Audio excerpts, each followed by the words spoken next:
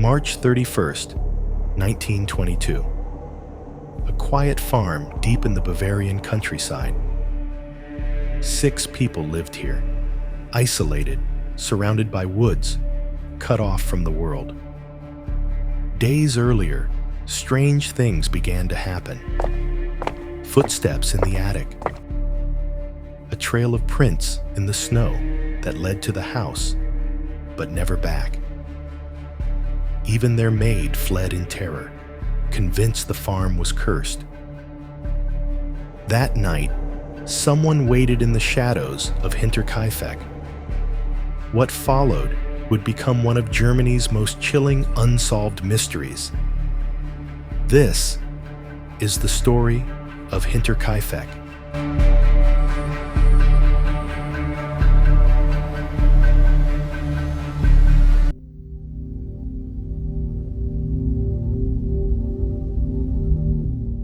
The Hinterkaifeck farm stood far out in the Bavarian countryside. Snow covered the ground. Dark woods pressed close around it, hiding the lonely house from the world. Inside the farmhouse lived Andreas Gruber, 63, and his wife, Cecilia, 72. Their daughter, Victoria, widowed at a young age, stayed on the farm with her 2 children, Cecilia and Joseph. They had just hired a new maid, Maria. 6 people living alone in a house surrounded by woods. But this was not a peaceful home. The family lived under the shadow of a public disgrace. Years earlier, the community had been shaken when Andreas Gruber and his daughter Victoria were officially convicted of incest. Andreas served a year in prison for the crime. The conviction didn't just spark whispers, it marked the entire family. In Hinterkaifeck, they were cut off, surrounded not only by woods, but by shame. For Victoria, there was one possible escape.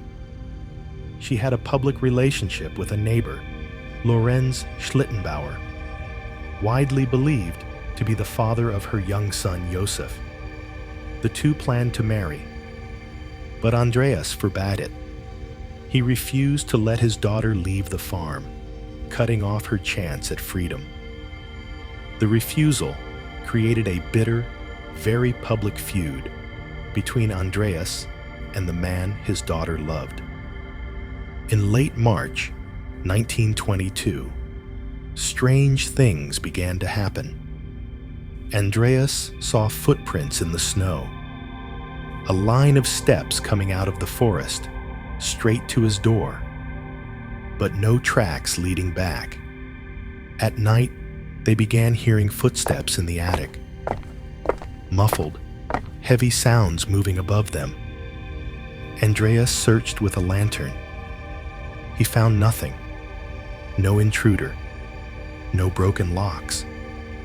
Yet the noises continued. Other signs appeared. A newspaper left inside the house that no one had bought. Keys missing. Doors found unlocked, though Andreas swore he had bolted them. Even the maid was afraid. She told neighbors the house was cursed.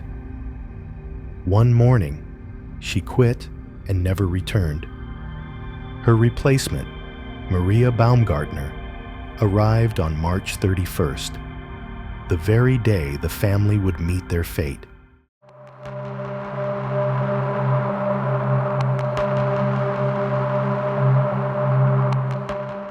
March 31st, 1922, the final day of Hinterkaifeck. Somehow, the family was drawn into the barn. Andreas Gruber, his wife, Cecilia, their daughter, Victoria, and little Cecilia, only 7 years old.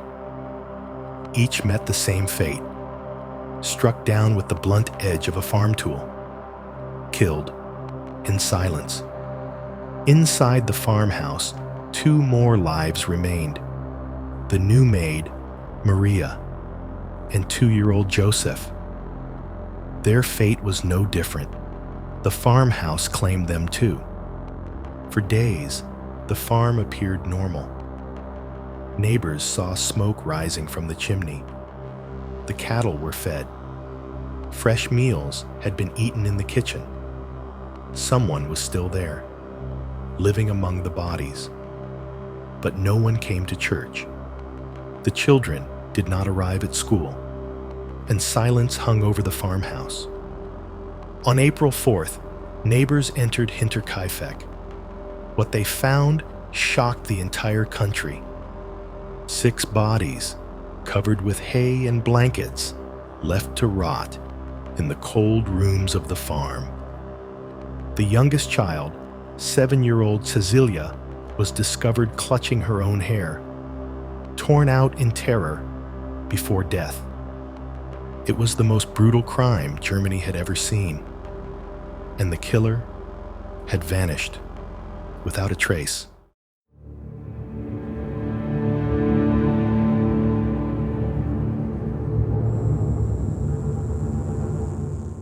Police swarmed the farm.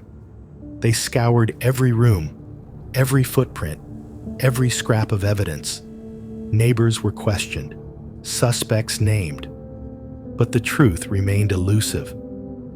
Some believed it was a robbery, yet valuables were untouched. Money still sat inside the house. Whoever entered Hinterkaifeck had not come for riches. Others whispered it was personal. Andreas Gruber was hated by many. He was harsh, violent, feared. But who among the villagers would kill not only him, but his entire family?